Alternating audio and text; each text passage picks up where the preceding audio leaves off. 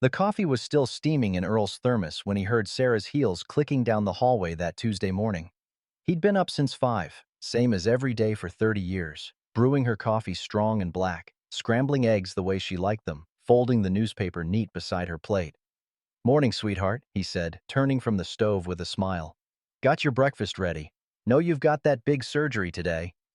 Sarah barely glanced up from her phone, scrolling through messages with manicured fingers. When he reached to pour her coffee, she jerked her shoulder away like he was a stranger.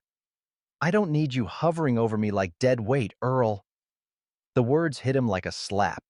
Dead weight.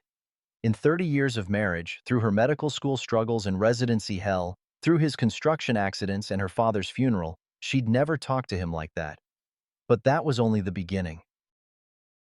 Earl stood there holding the coffee pot, steam curling up between them like something dying. Sarah grabbed her travel mug and filled it herself, not meeting his eyes. "Sarah, I'm late."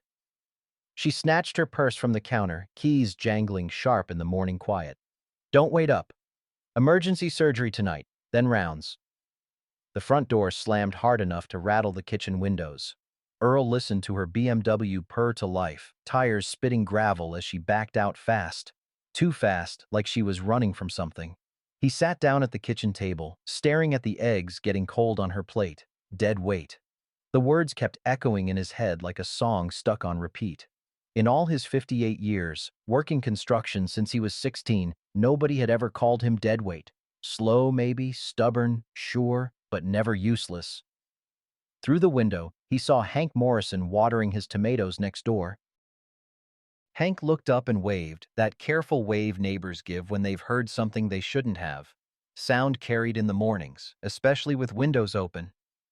Earl waved back, then poured Sarah's coffee down the sink.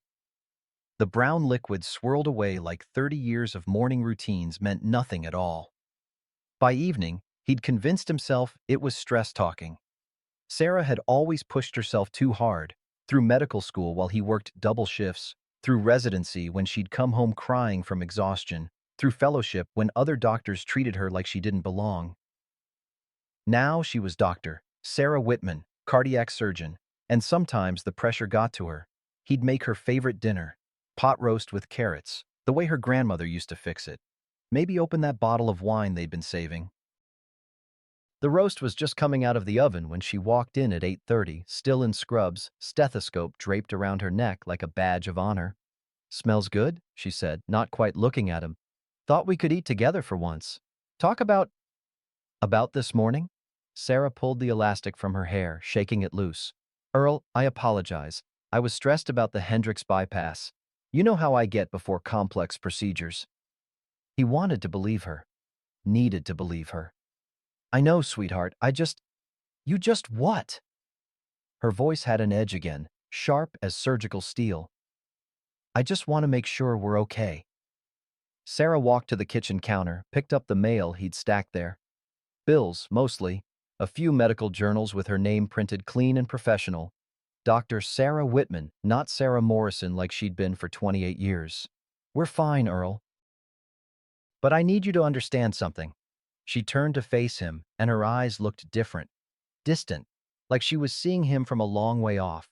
"I'm not the same person I was when we got married. I've grown, changed. And maybe," she paused, choosing her words careful as a surgeon choosing instruments, "maybe we need to figure out what that means." Her phone buzzed against the granite countertop, a text message that made her face brighten the way it used to brighten when she looked at him. "Who's that?" Earl asked. "Colleague." Sarah slipped the phone into her pocket without showing him. "Rain check on dinner? I need to review surgical notes." She disappeared upstairs, leaving Earl alone with the pot roast and the growing certainty that whatever was wrong between them, it was bigger than stress and more dangerous than he'd imagined. Earl barely slept. Every time he dozed off, he'd hear Sarah's phone buzzing from the guest room where she'd decided to sleep. "So I don't wake you with my calls," she'd said, but the thin walls couldn't hide the soft murmur of her voice talking to someone past midnight. By Thursday morning, she was gone before he got up. Just a note on the kitchen counter. "Early surgery. Coffee's made." He poured himself a cup and nearly spit it out, weak as dishwater. Sarah had always prided herself on making coffee strong enough to wake the dead, but this tasted like she'd forgotten how, or forgotten he was worth the effort. The morning dragged. Earl tried to fix the loose board on the front porch, but his hand shook every time he heard a car engine, thinking it might be Sarah coming home early to explain, to apologize, to be the woman he'd married instead of this cold stranger wearing her face. Around noon, his brother Dale's pickup truck rumbled into the driveway. Earl hadn't seen Dale in 3 years, not since their father's funeral when they'd argued over Dad's tools. Dale lived down in Little Rock now, sold insurance, and complained about his ex-wife's alimony payments every Christmas card. "Well, look what the cat dragged in," Earl said, walking out to meet him. Dale climbed out of his truck, all nervous smiles and shifting feet. He'd put on weight, and his hair was thinner, but his eyes still held that calculating look Earl remembered from when they were kids dividing up Halloween candy. "Heard you might could use some company," Dale said. "Heard from who?" "Sarah called me. Said you'd been having a rough patch, maybe needed family around." Dale glanced at the house like he was memorizing it. "She sounded worried about you, Earl. Real worried." Something cold settled in Earl's stomach. Sarah had barely spoken to him in 2 days, but she'd found time to call Dale, his brother, who she'd always said gave her the creeps with his wandering hands at family gatherings. "Don't know what she told you, but we're doing fine." "Are you?" Dale pulled out his phone, showed Earl a text message. "Earl's been acting strange, paranoid. I'm worried about his mental state. She sent this yesterday, asked if I knew any good therapists down my way." The porch board Earl had been trying to fix chose that moment to give way under his weight, sending him stumbling forward.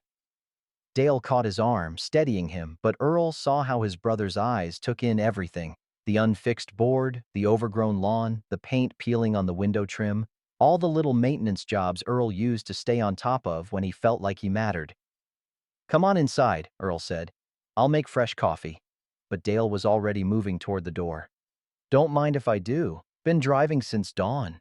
Inside, Dale made himself at home, wandering around the living room while Earl worked in the kitchen. When Earl came back with 2 mugs, Dale was standing by Sarah's desk in the corner, the one where she paid bills and handled their finances. "You always let her manage the money?" Dale asked. "She's better with numbers than me." "That right?" Dale picked up a manila folder from the desk, thick with papers. "Mind if I ask what you two are worth these days? House must be paid off by now, and with her doctor's salary." Earl set down the coffee mugs harder than necessary. "Why?" "Just curious. You know, planning for retirement, making sure you're both taken care of." Dale smiled, but it didn't reach his eyes. "Sarah mentioned you might be thinking about selling this place, maybe downsizing." "She said that?" "Last week. Said it was getting too much for you to maintain." Dale gestured around the room. "Can't say I blame her. This is a lot of house for 2 people getting older." Earl looked around his living room, the furniture he'd built with his own hands, the mantel where their wedding photo used to sit before Sarah moved it to a drawer, the windows that looked out on the garden where he'd planned to grow tomatoes this summer. "This is our home, Dale." "Sure it is, but homes are just buildings, right? What matters is being practical about the future." Dale flipped through the folder, and Earl caught glimpses of bank statements, insurance policies, property deeds. "Sarah's smart to be thinking ahead. Woman like that, successful career, she's got options you and I never had." The front door opened, and Sarah walked in wearing her white coat, stethoscope around her neck like armor. She stopped when she saw Dale, and for just a second, her face showed something Earl couldn't read. Relief, maybe, or satisfaction. "Dale?" "You made it." She hugged Earl's brother, a real hug, warmer than anything she'd given Earl in weeks. "How was the drive?" "Fine, fine. Earl and I were just talking about the future. About being practical." Sarah's eyes met Dale's over Earl's head, and something passed between them. Some understanding Earl wasn't part of. "Good," she said. "I think it's time we all started being more practical about a lot of things."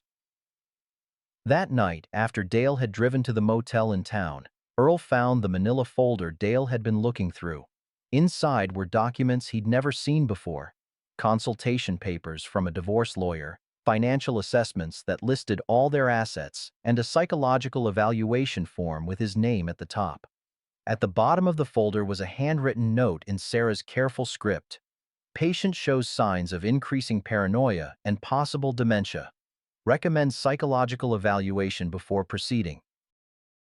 Earl sat in his recliner until dawn, holding those papers and understanding finally that his wife wasn't just leaving him. She was planning to destroy him first. Earl spent Friday morning burning the papers in his backyard fire barrel. The divorce consultation forms curled and blackened, and the psychological evaluation questionnaire went up like kindling. He kept only the financial statements, folded them small, and tucked them in his wallet, where Sarah wouldn't think to look. When she came home that afternoon, she found him sitting on the front porch with 2 glasses of sweet tea, watching the smoke drift away on the summer breeze. "What were you burning?" she asked, settling into the chair beside him like old times. "Brush pile. Been meaning to clear it out." Sarah nodded, sipping her tea. She'd changed out of her scrubs into the yellow sundress he'd bought her last anniversary, the one she used to say made her feel pretty. Her hair was down, catching the late sunlight, and for a moment she looked like the woman who used to laugh at his jokes and fall asleep with her head on his shoulder. "Earl, I owe you an apology." Her voice was soft, the sharp edges gone. "I've been awful to you this week. Cruel, even. That's not who I want to be." He studied her face, looking for the lie. But all he saw was the woman he'd fallen in love with 30 years ago in a diner outside Nashville. "Medical school changes people," she continued. "All those years of being talked down to, of having to prove I belonged in every room I walked into. I think I started talking to everyone like they were trying to tear me down, even you." She reached over and took his hand, her fingers soft against his calloused palm. "Especially you. And that's not fair. You're the one person who's never doubted me." Earl felt something loosen in his chest, a knot he hadn't realized he'd been carrying. "We all say things we don't mean when we're tired. But I did mean it, in that moment, and that's what scares me." Sarah turned to face him fully. "Earl, I've been so focused on becoming somebody important that I almost forgot how to be somebody good. Does that make sense?" It did. More than she knew. "I want us to start over," she said. "Clean slate. I want to remember why I fell in love with the kindest man I ever met." That evening they cooked dinner together for the first time in months. Sarah chopped vegetables while Earl seasoned the chicken, and they moved around each other in the kitchen like a dance they'd been practicing for decades. She asked about his day, laughed when he told her about Mrs. Henderson's cat getting stuck in her rain gutter again, and didn't check her phone once during the meal. After dinner, they sat on the couch watching an old western, Sarah's feet tucked under her, her hand resting on his arm. When the commercial came on, she turned to him with tears in her eyes. "I love you, Earl Morrison. I'm sorry I forgot that for a while. I love you too, sweetheart. Always have." She kissed him then, soft and sweet, tasting like the apple pie they'd shared for dessert. For the first time in weeks, Earl felt like he could breathe all the way down to his toes. But later that night, when Sarah thought he was asleep, he heard her phone vibrate against the nightstand. Once, twice, 3 times. She slipped out of bed, quiet as a shadow, and padded to the bathroom, closing the door behind her. Earl lay still, listening to the soft murmur of her voice through the thin walls. The conversation was too quiet to make out words, but he caught the rhythm of it, urgent, secretive, nothing like the woman who'd held his hand over apple pie. When she came back to bed 20 minutes later, she was careful not to wake him. But Earl was already awake, staring at the ceiling and wondering if kindness was just another word for fool. The next morning brought more of the same sweetness. Fresh coffee, strong like he liked it, scrambled eggs with cheese, Sarah humming while she got ready for work, the same tune she used to hum when they were newlyweds. "I'll be home by 6, she promised, kissing his cheek. "Maybe we can drive out to Miller's Lake, watch the sunset like we used to." But at 5:30, Earl's world collapsed again. He'd been looking for batteries in Sarah's nightstand drawer when his fingers found something that shouldn't have been there, a small digital recorder, no bigger than a matchbox. When he pressed play, he heard his own voice from the night before. "I love you too, sweetheart. Always have." Then Sarah's response, but not the one she'd given him. This was her real voice, recorded after she thought he was asleep. "He's so pathetic. Actually believes I still love him." This is perfect for the lawyers. Shows he's delusional about the state of our marriage. Dr. Peterson was right. Document everything, especially when he's being sweet. Makes him look more unstable when I file. Earl sat on the edge of the bed, holding the recorder like a poisonous snake. Outside, he could hear Hank Morrison mowing his lawn, the sound normal and comforting. But inside this house, nothing was normal anymore. His wife of 28 years wasn't just planning to leave him. She was planning to make him look crazy first. And yesterday's tenderness, the apologies and promises and apple pie kisses, all of it had been a performance for an audience of one fool who'd believed every word. Earl Morrison had always prided himself on being a man who could see trouble coming. But love, it turned out, was a kind of blindness that let people walk right up and shoot you in the back. The digital recorder sat on Earl's kitchen table like evidence at a murder trial. He'd listened to it 6 times, each playback driving the knife deeper. Sarah's voice, clinical and cold. "Document everything, especially when he's being sweet. Makes him look more unstable when I file." When the BMW pulled into the driveway at 7:30, Earl slipped the recorder into his shirt pocket and tried to arrange his face into something normal. Sarah walked in carrying takeout from Romano's, their anniversary restaurant, smiling like she'd brought home Christmas morning. "Thought we'd have a nice dinner before our sunset drive," she said, unpacking containers of his favorite pasta. "I know I promised to cook, but surgery ran long." Earl watched her move around the kitchen, this woman he'd shared a bed with for nearly 3 decades, and felt like he was looking at a complete stranger. How long had she been this good at lying? Had their whole marriage been a performance? "You okay, honey? You look pale." "Just tired." Earl sat down at the table, the recorder's weight heavy against his ribs. "Sarah, can I ask you something?" "Of course." She settled across from him, reaching for his hand. "Are you happy, I mean really happy, with our life together?" Her smile never wavered. "Earl, what kind of question is that? Of course I'm happy. We're happy. That's why I want to make more effort, spend more time together." She squeezed his fingers. "I know I've been distant lately, but that's going to change. I promise." The lie came so easy, so natural, Earl almost believed her again. Almost. After dinner, they didn't make it to Miller's Lake. Sarah got a call from the hospital. Emergency surgery, critical patient, could be all night. She kissed his forehead and apologized, grabbing her keys and medical bag. "Rain check on the sunset?" Earl nodded, watched her taillights disappear down Maple Street, then walked next door to where Hank Morrison was sitting on his porch with a beer and a crossword puzzle. "Evening, Earl." "Hank?" Earl settled into the old wicker chair beside his neighbor. "Can I ask you something straight?" "Shoot." "You ever think Sarah's been acting strange lately?" Hank set down his pencil, considering. At 72, he'd outlived 2 wives and buried more friends than he cared to count. He had the kind of wisdom that came from watching life kick people in the teeth for decades. "Strange how?"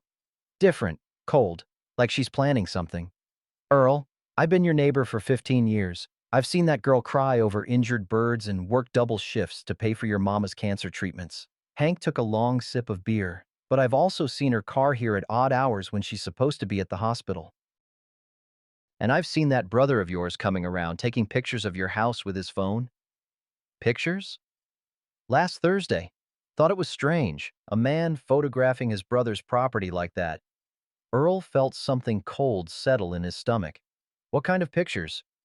"Outside of the house, the yard, even the inside when you left the front door open." "Earl, I don't know what's going on, but whatever it is, you might want to start protecting yourself." The next morning brought a registered letter from Hartwell, Patterson Associates, attorneys at law. Earl signed for it with hands that shook, opened it standing in his driveway while the mailman waited to make sure he didn't need to sign anything else. "Dear Mr. Morrison, we represent Dr. Sarah Whitman in matters concerning the dissolution of her marriage to Earl Morrison. Please be advised that formal proceedings will commence within 30 days. We strongly recommend you retain legal counsel.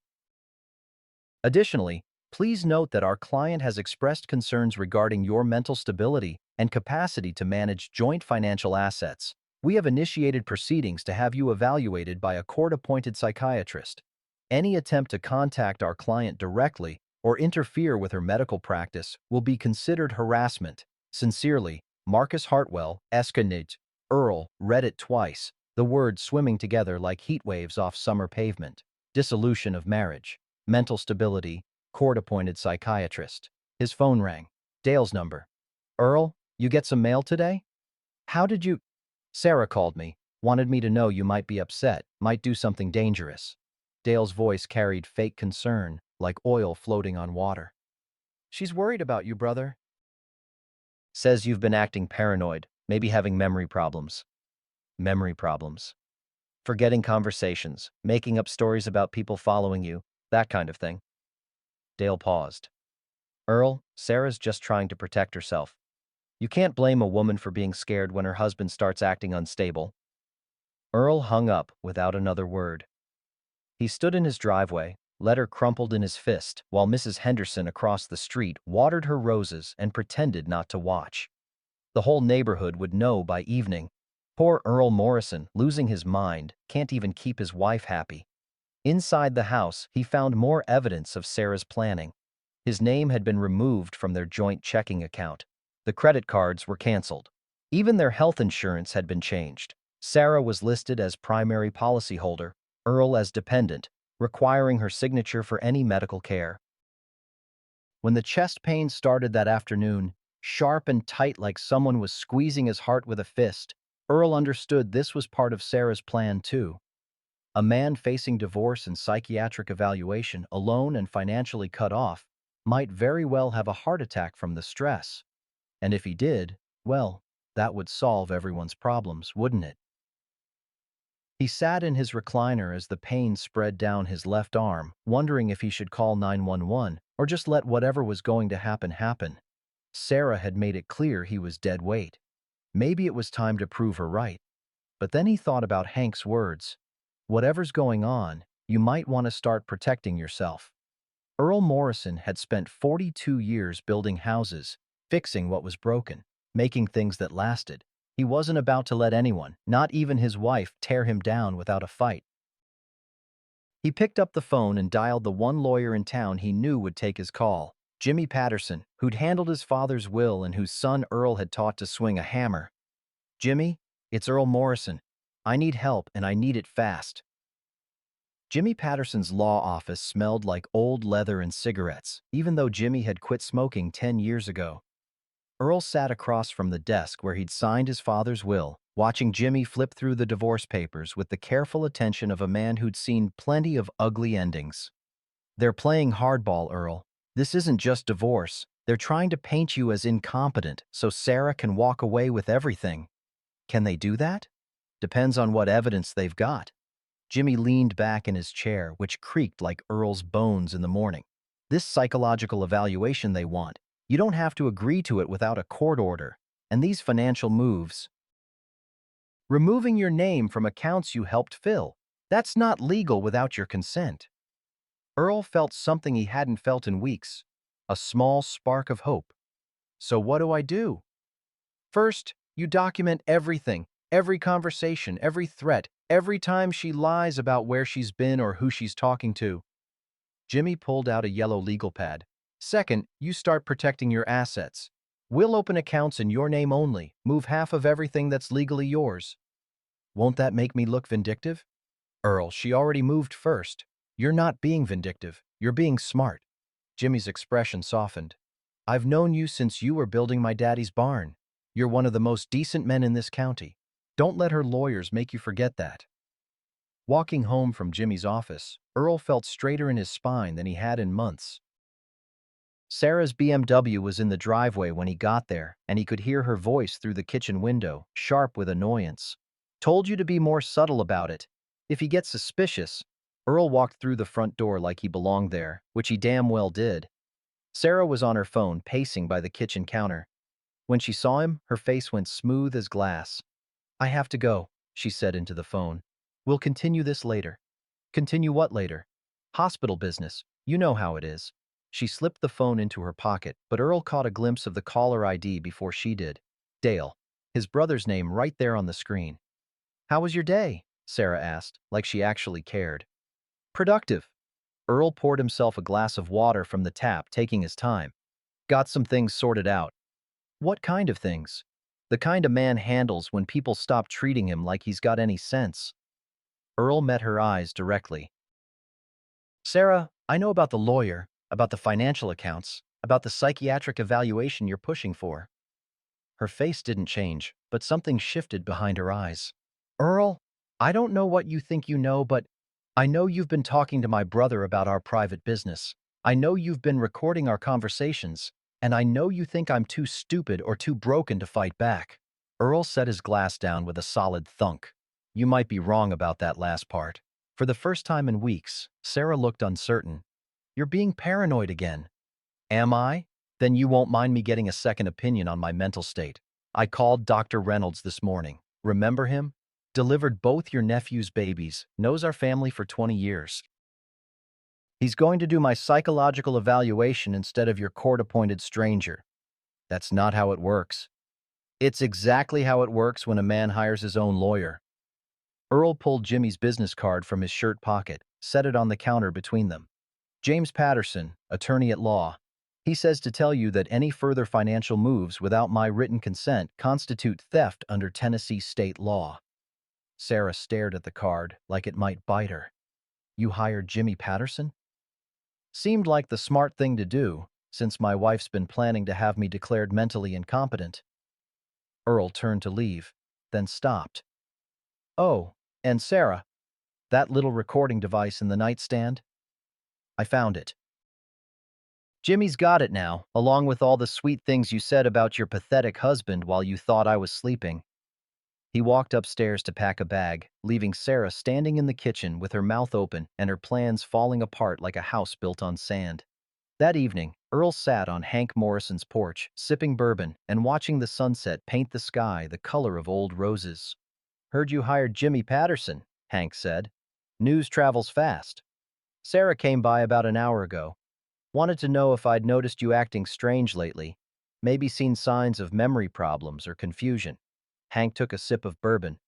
"Told her the only strange thing I'd noticed was her coming and going at all hours while claiming to be at work." Earl looked at his neighbor, this man who'd watched out for him without being asked, who'd offered wisdom without judgment. "Thank you, Hank." "For what?" "For treating me like I still had some sense when everyone else was ready to write me off as crazy." "Earl, I've known you for 15 years.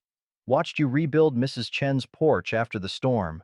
Seen you check on old Mr. Garrett every day during his chemo. A man doesn't just lose his character overnight." Hank raised his glass.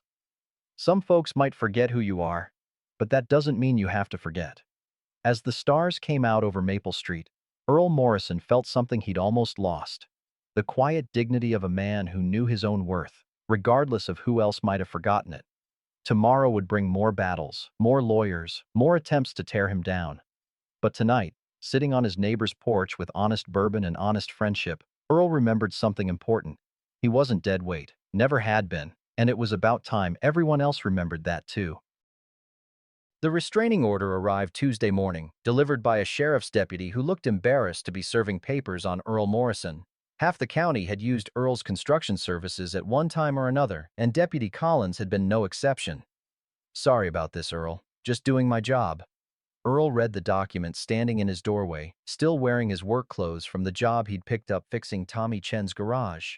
Petitioner requests immediate protection from respondents' increasingly erratic and threatening behavior. Threatening behavior?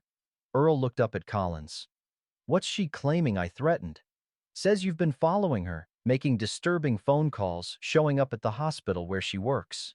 Collins shifted uncomfortably. "You can't come within 500 feet of her, Earl." "That includes the house." Earl looked over Collins's shoulder at his own front porch, the railing he'd built with his hands, the flower boxes Sarah used to fill with petunias every spring. "This is my house, Tommy." "Not anymore. Temporary restraining order gives her possession until the hearing next week." Collins handed him another paper. "You got 20 minutes to get your things." Inside, Earl moved through rooms that suddenly felt foreign. Sarah watched from the kitchen doorway while he packed a suitcase, her face carefully neutral. When he reached for the framed photo of their wedding day, the one where she was looking at him like he'd hung the moon, she stepped forward. That stays here. It's got me in it too. The house and its contents remain under my protection during these proceedings. Her voice had the cold precision of a surgeon making an incision. Take your clothes and go, Earl. Don't make this harder than it has to be. Harder than it has to be? Earl set down the photograph, really looked at her. Sarah, 30 years ago you promised to love me in sickness and in health, for richer or poorer, for better or worse. Which part of that was the lie? For just a moment, something flickered across her face. Regret, maybe, or memory of the girl who'd cried when he proposed outside that Nashville diner, who'd said she'd never been so happy in her whole life. Then the moment passed, and she was Dr. Sarah Whitman again, successful and cold and untouchable. People change, Earl. I'm not the same person I was at 24. No, Earl said, zipping his suitcase. But I am. He spent the next 3 days at the Sunrise Motel out on Highway 9, in a room that smelled like disinfectant and broken dreams. Dale called twice, offering to let Earl stay with him in Little Rock, but Earl could hear the false concern in his brother's voice. Jimmy Patterson called too, with updates on motions and countermotions, legal words that felt like foreign language. On Thursday evening, Earl sat in the motel parking lot, watching traffic pass and trying to figure out how his life had become something that happened to him instead of something he chose. That's when Hank Morrison's old Chevy pulled up beside him. "Thought you might could use some decent food," Hank said, getting out with a bag from Murphy's Deli. They sat on the plastic chairs outside Earl's motel room, eating roast beef sandwiches and watching the sun set behind the Texaco sign. "This ain't right, what she's doing to you," Hank said finally. "Lawyer says I got a good chance of fighting it. Jimmy thinks the restraining order won't hold up. Sarah can't prove any of those claims about threatening behavior." "That's not what I mean." Hank wadded up his sandwich wrapper. "I mean it's not right as a human being." Man works his whole life to build something decent, and someone just takes it apart piece by piece because they can. Maybe she's right, though. Maybe I was holding her back somehow, keeping her from being who she was meant to be. Hank turned in his chair to face Earl directly. "You listen to me, Earl Morrison. I watched that woman cry at your daddy's funeral like she'd lost her own father. I watched her hold your hand through your mama's cancer, never missing a single doctor's appointment. That wasn't holding her back. That was love. Real love. The kind that builds you up instead of tearing you down. Then what happened to it? I don't know. But I know it was real once, and I know you didn't deserve this." Hank stood up, brushed crumbs off his pants. "Woman wants to leave, that's her choice. But trying to destroy you on the way out? That's something else entirely." Earl's phone rang as Hank was leaving.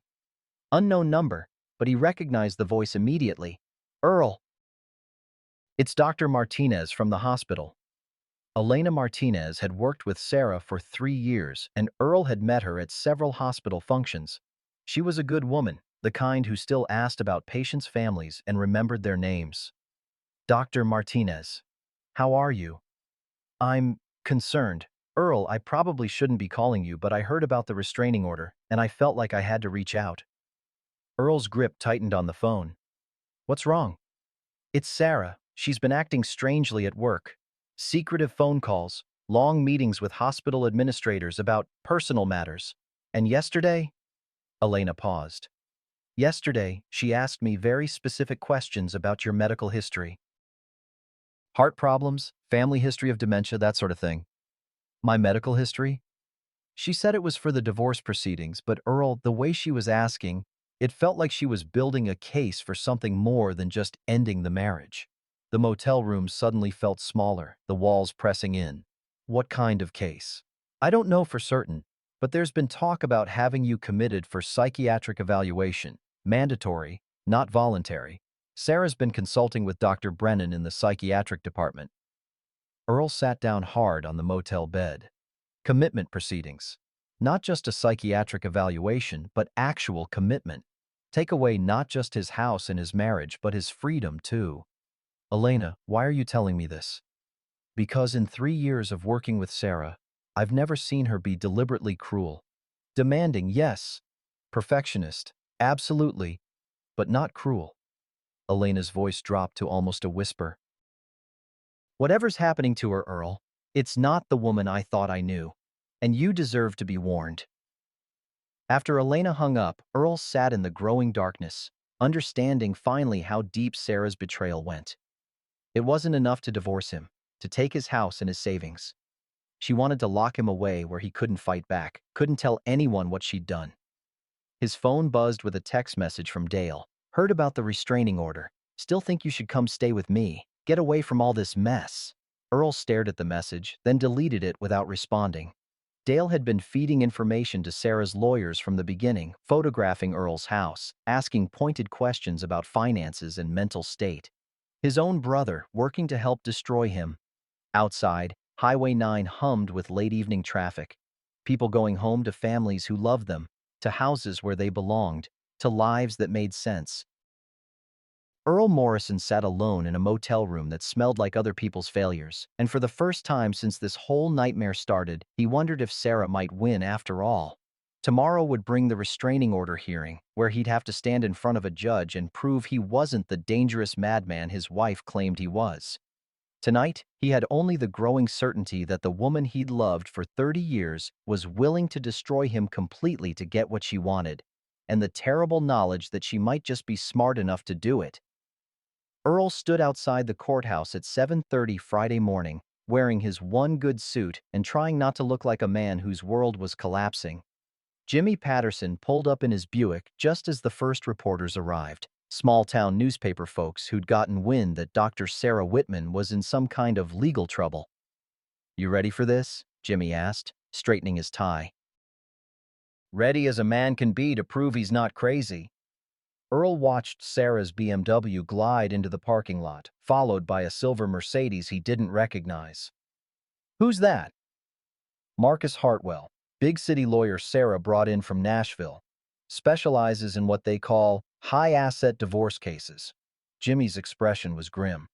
"Earl, I need to prepare you. They're going to try to rattle you in there, make you look unstable. Don't take the bait." Inside the courtroom, Earl saw faces he'd known his whole life. Mrs. Henderson from across the street, looking uncomfortable in her Sunday dress. Tommy Chen and his wife, both giving Earl encouraging nods. Even old Mr. Garrett, bald from his cancer treatments but determined to be there. Sarah sat at the plaintiff's table in a navy blue suit that probably cost more than Earl made in a month, her hair pulled back severe and professional. She didn't look at him when he walked in, but he saw her shoulders tense. Judge Morrison, no relation, despite the name, called the hearing to order. Earl had known Patricia Morrison since she was Judge Patricia Webb, back when she was defending drunk drivers and handling property disputes. She'd always been fair, but she was also tough as boot leather. "This is a hearing on the temporary restraining order filed by Dr. Sarah Whitman against Earl Morrison," she said. "Dr. Whitman, your attorney may present your case." Marcus Hartwell stood up like he was addressing the Supreme Court. Everything about him screamed expensive: his suit, his shoes, his confidence. He was the kind of lawyer who made small-town folks feel shabby just by existing. "Your Honor, my client fears for her safety and her ability to maintain her medical practice due to her husband's increasingly erratic behavior." Hartwell's voice carried just enough concern to sound genuine. "She's documented a pattern of stalking, harassment, and threats." "What kind of threats, Mr. Hartwell?" "Verbal threats, Your Honor. Mr. Morrison told my client, and I quote, 'You might be wrong about that last part,' when she mentioned his instability. He's also been following her to work, making disturbing phone calls, and exhibiting signs of paranoid delusion." Earl felt heat rise in his chest. Every word was technically true but twisted inside out, made to sound sinister instead of desperate. Jimmy stood up. "Objection, Your Honor. Mr. Hartwell is characterizing normal marital disagreements as threats. Mr. Morrison has never raised a hand to his wife, never threatened violence, and has a spotless record in this community." "Noted, Mr. Patterson. Continue, Mr. Hartwell. Your Honor, we have additional concerns about Mr. Morrison's mental state. His own brother has observed erratic behavior, memory lapses, and paranoid accusations against Dr. Whitman and her colleagues. Earl's hands clenched in his lap. Dale. His own brother testifying against him in a legal document. Furthermore, Hartwell continued, Mr. Morrison recently hired an attorney and began making wild accusations about financial impropriety, claiming his wife was stealing from accounts she has always managed. This kind of paranoid thinking, combined with his confrontational behavior, makes him a clear danger. Judge Morrison looked over her glasses at Earl. Mr. Morrison, do you wish to respond? Earl started to stand, but Jimmy put a hand on his arm. Your Honor, we call Dr. Elena Martinez to testify on Mr. Morrison's behalf. Elena Martinez walked to the witness stand like she was walking to her own execution. She'd changed out of her scrubs into a simple black dress, and her hands shook slightly as she was sworn in. Dr. Martinez, you work with Dr. Whitman at Mercy General Hospital? Yes, sir, for 3 years now. Have you had occasion to observe Mr. Morrison during that time? Yes. He's attended several hospital functions with Sarah, Dr. Whitman. He's always been polite, supportive of her work, well-liked by the staff. Have you noticed any changes in Dr. Whitman's behavior recently? Elena glanced at Sarah, then looked down at her hands. She's been different, more secretive, and she's been asking unusual questions about Mr. Morrison's medical history. What kind of questions? Questions about mental capacity, family history of dementia, that sort of thing. When I asked why, she said it was for divorce proceedings, but Elena paused, clearly struggling. It felt like she was building a medical case against her husband. Hartwell jumped up. Objection. Hearsay and speculation. Sustained. Judge Morrison looked at Elena kindly. Dr. Martinez, stick to what you've directly observed. I've observed a woman who used to speak lovingly about her husband now speaking about him like he's a problem to be solved. Elena's voice grew stronger. That's not the behavior of someone who's afraid, Your Honor. That's the behavior of someone who's planning something. After Elena stepped down, Jimmy called Tommy Chen to the stand, then old Mr. Garrett, then even Mrs. Henderson. One by one, they testified to Earl's character, his kindness, his stability over decades of friendship and neighborly help. Finally, Judge Morrison called for closing arguments. Your Honor, Hartwell said, the evidence is clear. Mr. Morrison exhibits classic signs of paranoid delusion, has made threatening statements, and represents a clear danger to my client's safety and professional standing. The restraining order should remain in place, and we respectfully request that the court order a comprehensive psychiatric evaluation. Jimmy stood up slowly, like a man carrying a heavy load. Your Honor, I've practiced law in this county for 30 years. I've seen real domestic violence, real threats, real dangerous men. Earl Morrison is not one of them. He's a man whose wife decided she wanted a different life and is willing to destroy him to get it. That's not grounds for a restraining order. That's grounds for shame. Judge Morrison was quiet for a long moment, studying the papers in front of her. Earl held his breath, feeling like his whole future balanced on whatever she said next. I'm going to dissolve the temporary restraining order, she said finally. The evidence presented does not support claims of threatening behavior or danger to Dr. Whitman. However, she looked directly at Earl. Mr. Morrison, you will undergo a voluntary psychiatric evaluation within 30 days, not because I think you're unstable, but because it will remove that weapon from future legal proceedings. Earl felt something break loose in his chest, relief mixed with anger, mixed with exhaustion. Furthermore, Judge Morrison continued, both parties will participate in mediated divorce proceedings. And let me be clear to both sides, I will not tolerate any more legal games in my courtroom. Work out your differences like adults, or I'll work them out for you. Court dismissed. Walking out of the courthouse, Earl felt like he'd won and lost at the same time. The restraining order was gone, but his marriage was officially over. He could go home, but home would never be the same place again. Sarah walked past him in the parking lot without a word, but Earl saw something in her face he hadn't seen in months. uncertainty.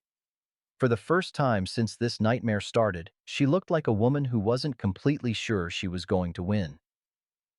That afternoon, Earl sat on his own front porch for the first time in a week, drinking coffee and watching Hank work in his garden. The house felt different, emptier, like Sarah had taken more than just her clothes when she moved out. His phone rang. Dr. Martinez again. Earl, I wanted you to know, Sarah requested a transfer to Nashville General. She's leaving Mercy, probably within the month. Earl closed his eyes, understanding what that meant. Sarah wasn't just divorcing him. She was leaving town, starting over somewhere he couldn't follow, where no one would know what she'd done. Elena, why did you testify for me today? Because 30 years ago, my husband left me with 2 babies and no money. You and Sarah were just newlyweds then, but you both showed up at my door with groceries and offers to babysit. Elena's voice was soft with memory. Sarah said something that day I never forgot. That's what decent people do. They help when someone's drowning. Today, Earl, you were drowning. Seemed like my turn to help. After she hung up, Earl sat on his porch until the stars came out, thinking about the woman Sarah used to be and wondering when exactly she'd stopped believing in helping people who were drowning. Tomorrow would bring more lawyers, more mediation, more picking through the bones of a 30-year marriage. But tonight, Earl Morrison was home, vindicated by people who'd known him long enough to remember who he really was. It wasn't victory, but it wasn't defeat either. And sometimes, that was enough to build on. The mediation meeting was scheduled for 10 o'clock Monday morning at Jimmy Patterson's office. Earl arrived early, wearing his good suit again, but feeling steadier than he had in weeks. The psychiatric evaluation Dr. Reynolds had conducted showed him to be mentally sound, articulate, and showing no signs of cognitive decline or paranoid ideation. Jimmy had made sure copies went to everyone involved. Sarah walked in at exactly 10 o'clock with Marcus Hartwell trailing behind like an expensive shadow. She'd cut her hair shorter, wore a black power suit that made her look like she was attending a funeral.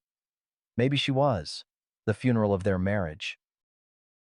Before we begin, Hartwell announced, settling his leather briefcase on the conference table, I want to make our position clear. Dr. Whitman is willing to be reasonable, but she won't be taken advantage of. Jimmy spread out documents across the table like he was dealing cards. Mr. Morrison's position is simple. Fair division of assets acquired during the marriage, no alimony given Dr. Whitman's superior earning capacity, and a clean break with no further harassment from either party. Earl watched Sarah's face during Jimmy's presentation. She looked calm, controlled, but he caught her eyes darting to the papers, calculating. This was the woman who'd memorized surgical procedures, who could perform heart surgery with hands that never trembled. She was reading the situation like a medical chart, looking for weak spots. That's all very reasonable, Hartwell said smoothly, but we have concerns about Mr. Morrison's ability to maintain the marital residence. The house requires significant upkeep and frankly, his income prospects are limited. His income prospects? Jimmy's eyebrows went up. Mr. Morrison is a skilled craftsman with 40 years' experience and a reputation for quality work that extends throughout 3 counties. He's 58 years old doing manual labor. How long can that realistically continue? Hartwell pulled out a folder. We're prepared to offer Mr. Morrison a generous settlement, $50,000 and his personal effects, in exchange for his interest in the house and other major assets. Earl felt the insult like a physical blow. $50,000 for 30 years of marriage, for the house he'd built with his own hands, for the life they'd constructed together. Counteroffer, Jimmy said without missing a beat. Mr. Morrison keeps the house, which he built, improved, and maintained, along with half the liquid assets. Dr. Whitman keeps her medical practice, her retirement accounts, and her freedom to pursue whatever life she chooses. Sarah spoke for the first time. He can't afford to maintain that house on his income.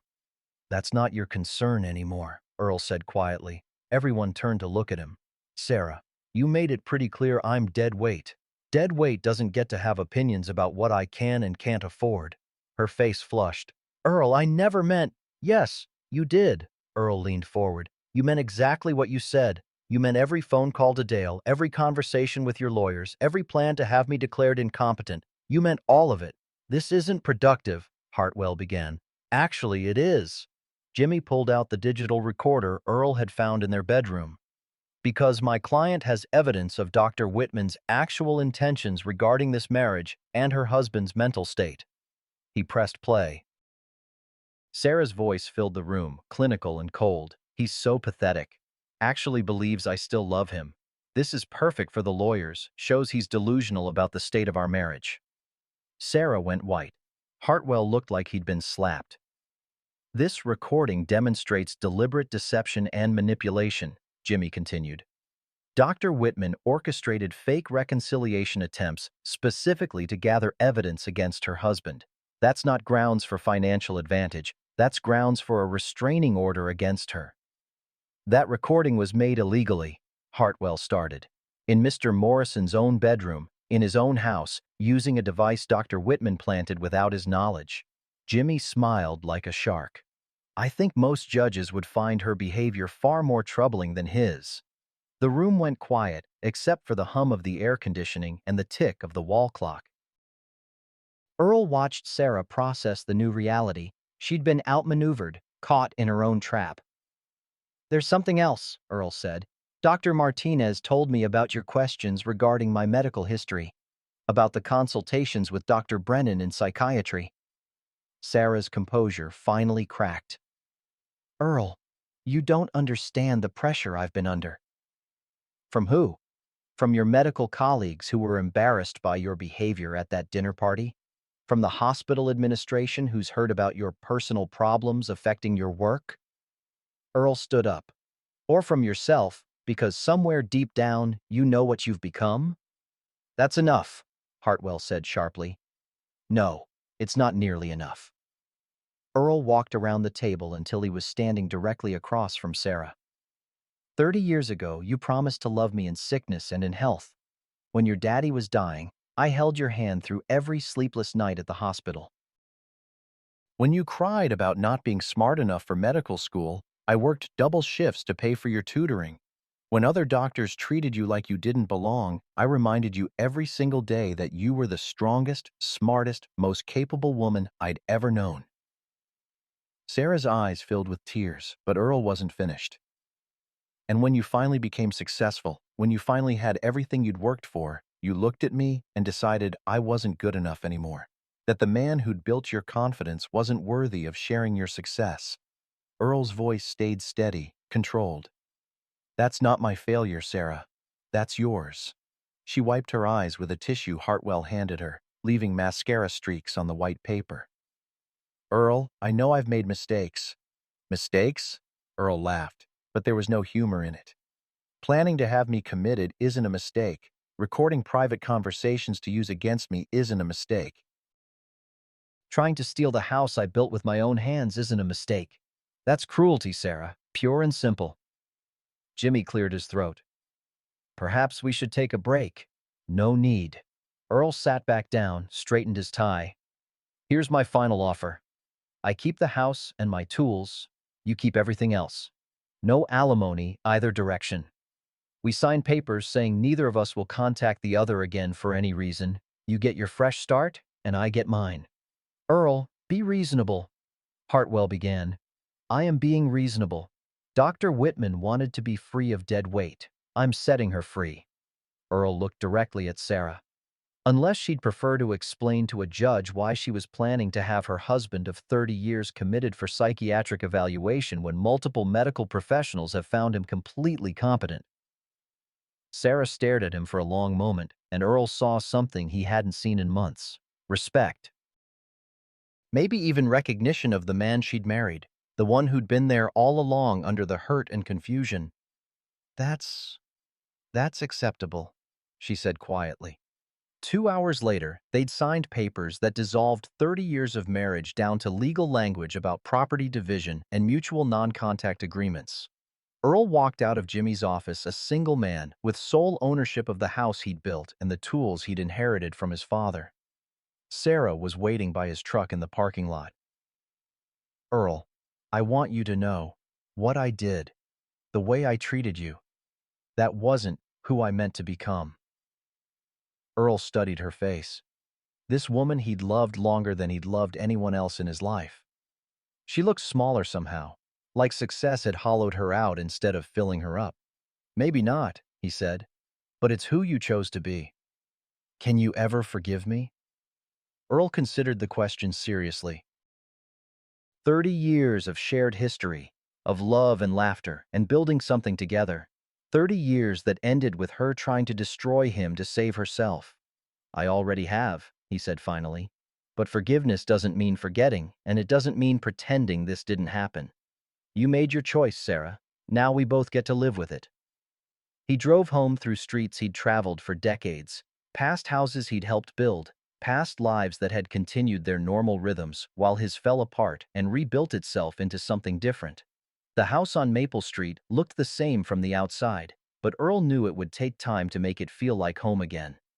That evening, he sat on his front porch with Hank, sharing a beer and watching the sunset paint the sky orange and gold. "How you feeling?" Hank asked. "Free," Earl said, surprising himself with the truth of it. "Beat up and tired and sad as hell, but free. That's a start." "Yeah," Earl said, listening to the evening sounds of his neighborhood, kids playing in distant yards, screen doors closing, the familiar rhythms of people living their lives. "I reckon it is."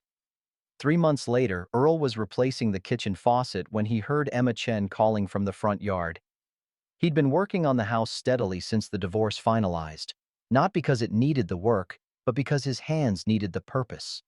Every repair, every improvement, every small act of maintenance felt like reclaiming something that had been taken from him. "Mr. Morrison, you got a minute?" Emma Chen was Tommy's youngest daughter, fresh out of college with a degree in social work and a heart bigger than the state of Tennessee. She stood on his porch holding a manila envelope and wearing the kind of nervous smile that usually meant someone needed a favor. "What can I do for you, Emma?" "Well, sir, I'm working with the county now, helping folks who are having a hard time. And there's this elderly gentleman, Mr. Fletcher, who needs some work done on his house. Ramp built for his wheelchair, bathroom modified, that sort of thing." She shifted the envelope from one hand to the other. "Medicare will pay for it, but we need someone reliable, someone who does quality work and won't take advantage." Earl wiped his hands on a shop rag, considering. He'd been getting by on odd jobs and his savings, but the work was sporadic. More importantly, he'd discovered something in the months since Sarah left. He needed to feel useful again, needed to build things that mattered to people who appreciated the effort. "What kind of timeline we talking about?" "Whenever you can fit it in. Mr. Fletcher's been waiting 6 months for someone to take the job. Most contractors won't fool with Medicare paperwork, and the ones who will." Emma made a face. "Let's just say their reputation for quality work isn't what yours is." That afternoon, Earl drove out to see Harold Fletcher, a 76-year-old retired teacher who'd lost his leg to diabetes and was trying to stay in the home he'd shared with his late wife for 40 years.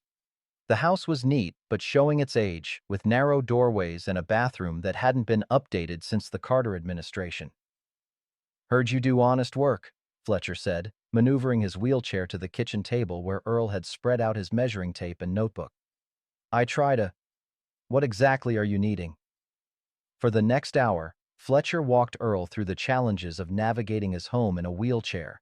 Doors too narrow, bathroom fixtures too high, no way to get up the front steps without help.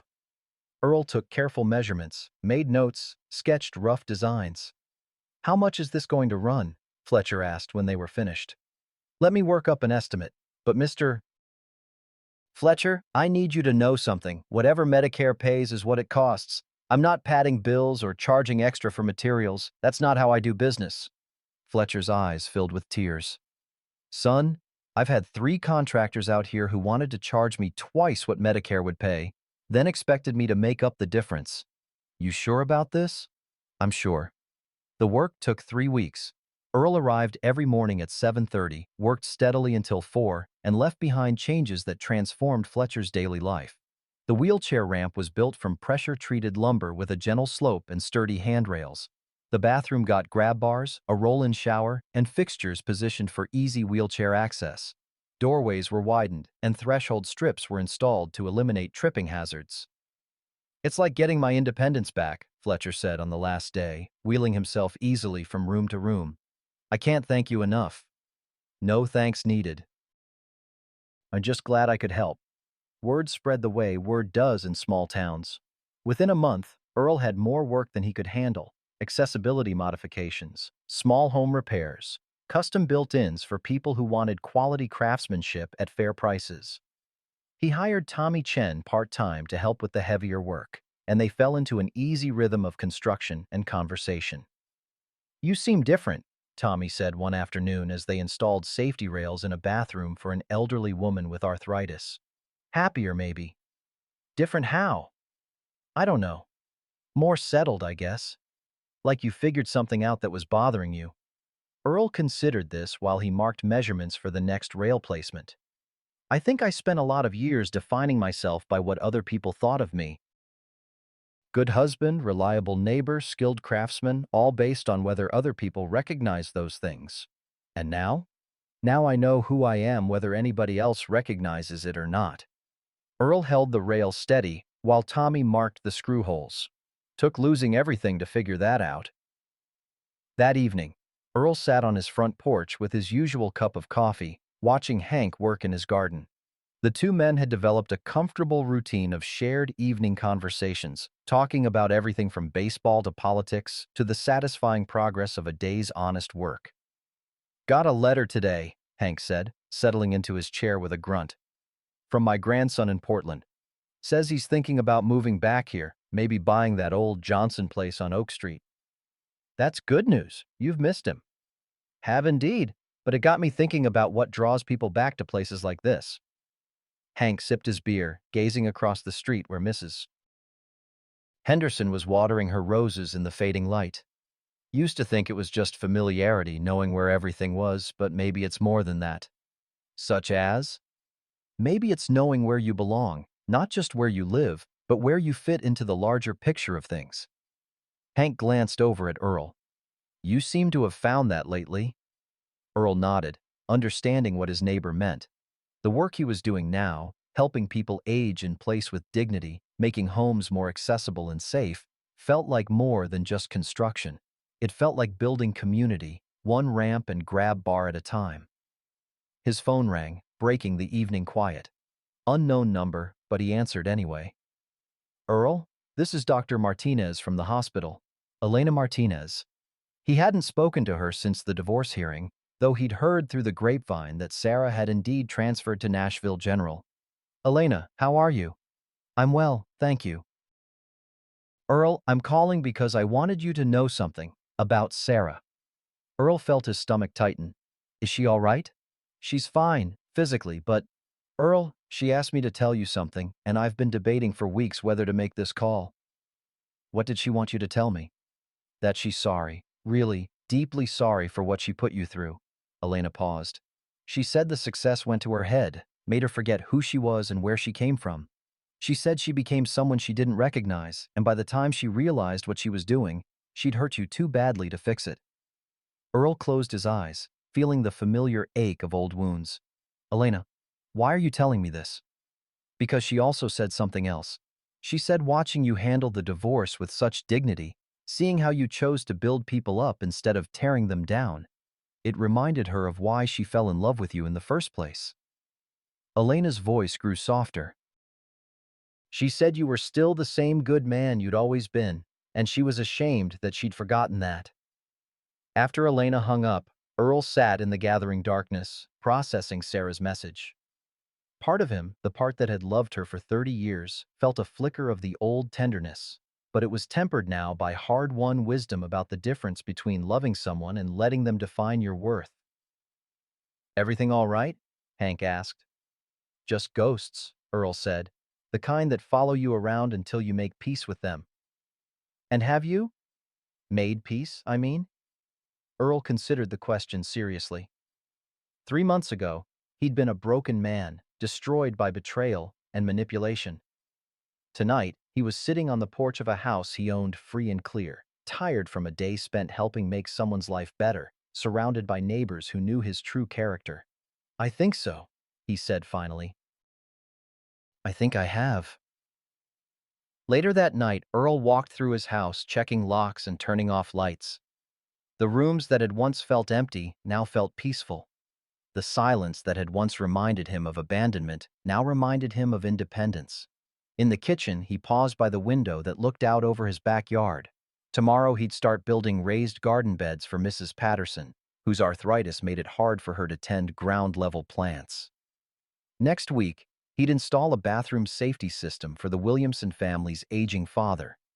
Small projects, maybe, but each one made someone's life a little easier, a little safer, a little more dignified.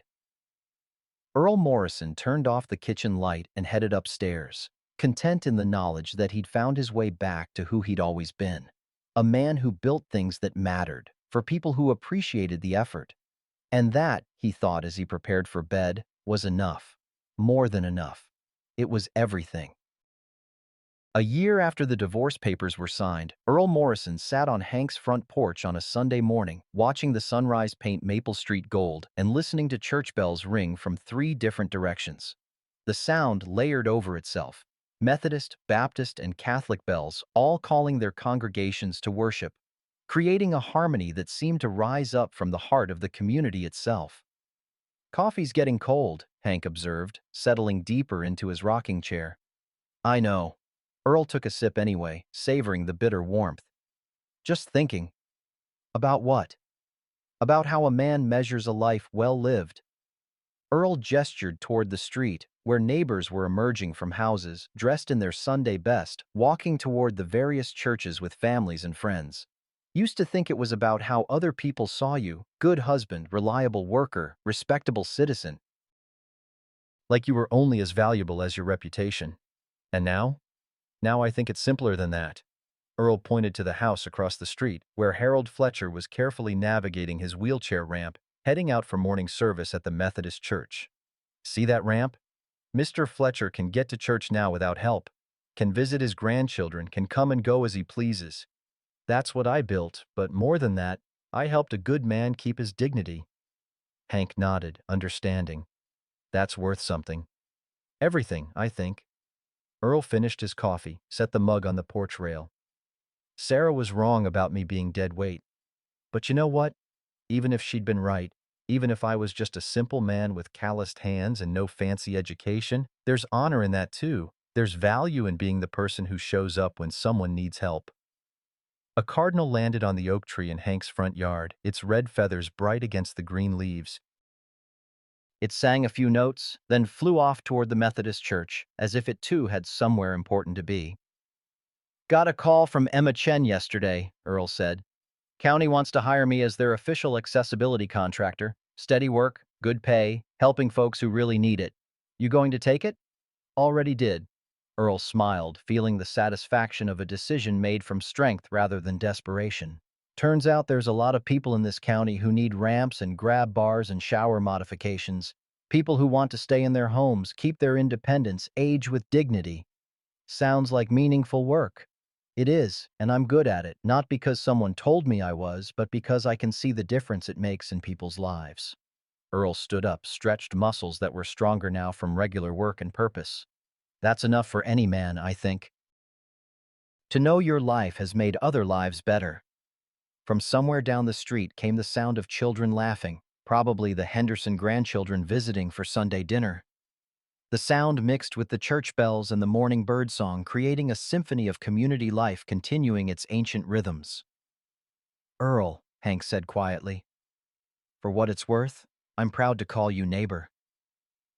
Earl felt something warm settle in his chest, not the desperate need for validation he'd carried for so many years, but simple gratitude for genuine friendship freely given.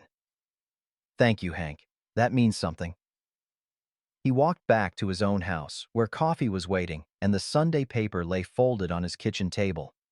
Later, he'd drive out to visit Tommy Chen's family for dinner, or maybe stop by to check on Mr. Fletcher, or work in his garden where tomatoes were starting to ripen in the summer heat. Simple pleasures, simple purposes, simple satisfactions.